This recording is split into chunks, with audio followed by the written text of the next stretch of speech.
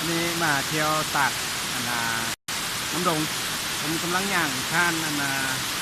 เรือนาซิลิงนะป้านาเที่ยวได้นี่เมื่อกี้นี่น้ำดงธรรมศาสตร์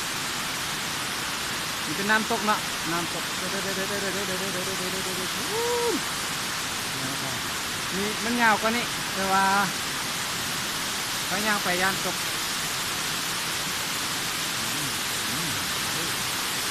เยอะ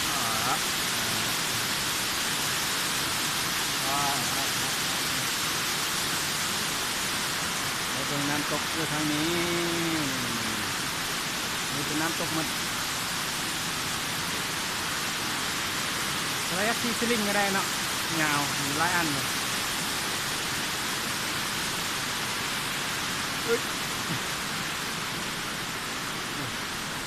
คนที่จะตกระบัน